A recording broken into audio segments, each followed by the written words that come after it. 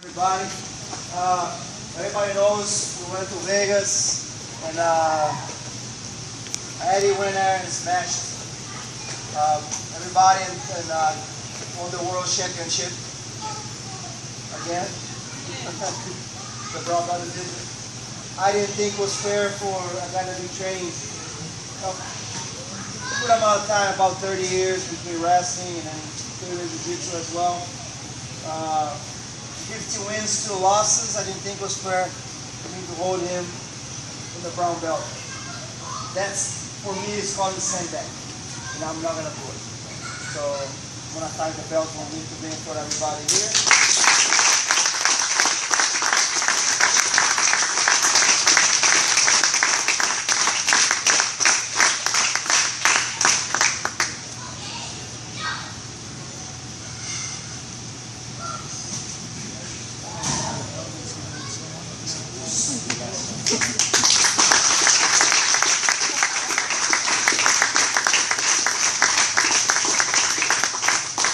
I want to say a few things. I told myself I wasn't going to get emotional. You guys see me go through this already once. But there's some people that I need to thank for me being here. You know, I tell you guys sometimes when I practice with you as white belts, this is a journey. That the mat is a journal, and every time you step on it, you write on it. One day when you become a black belt, you'll be able to open up that journal and be able to look back and have memories. It's no different from me. And mine started a long time ago.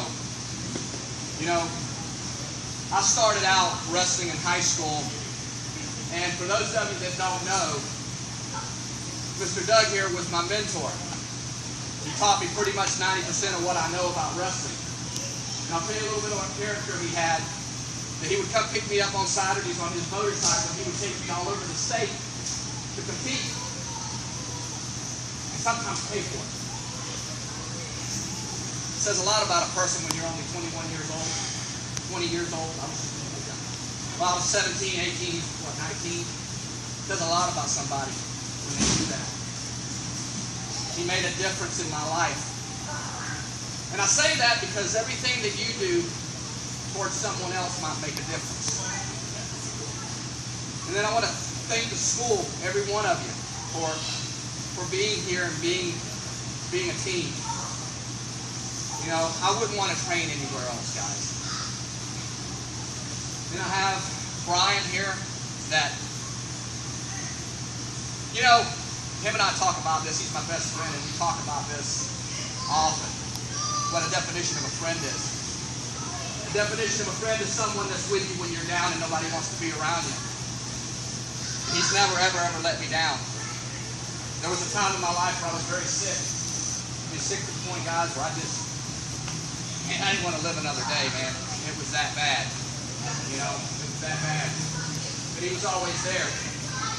He's been at every tournament I've ever been at. He supported me. I wish I had his confidence in myself that he has in me. He always said, "Don't worry, Ed, you're going to get out there and you're going to smash." Papa does the same thing, and Rickety, I'm like, man, I wish I had that confidence. I'm building to that. So that was special. And then, Mr. Rick here,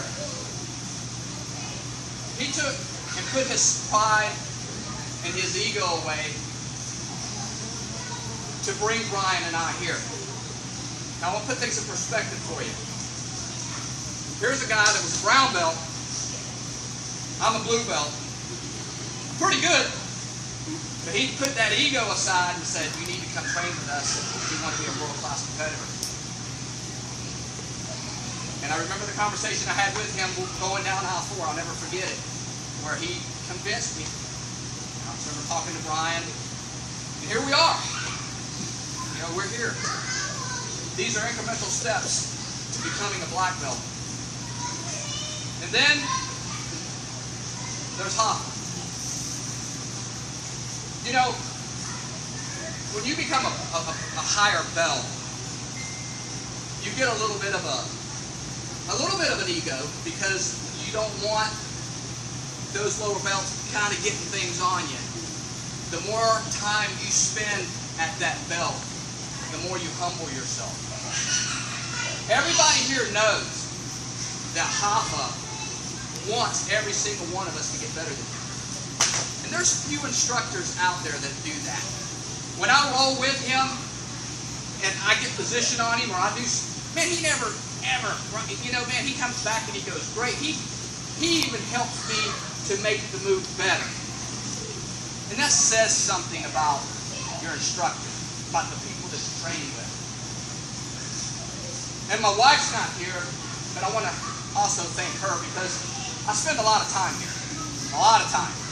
And she supports me with it. You know, she's a beautiful person on the outside, but she's more beautiful on the inside for allowing me to do this. Something that I love doing. I want to be able to do this for the rest of my life.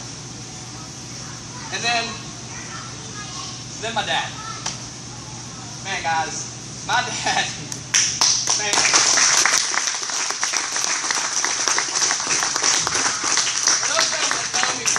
Time know that if I told my dad we needed to jump off the Grand Canyon, my dad would say when. You know.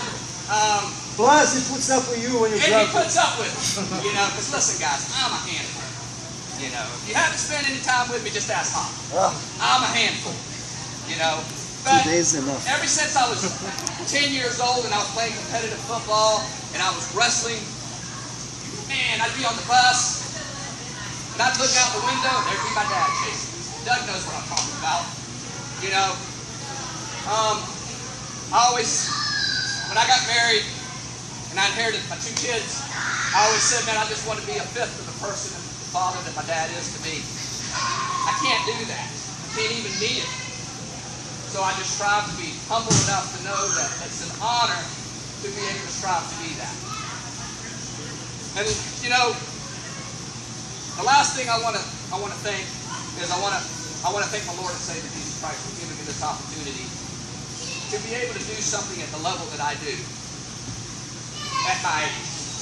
I'm old enough to be probably 80% of you guys' father, and the other part, grandfather. You know, I'm grateful for that. I thank Him that He's given me this ability and brought me here. Also.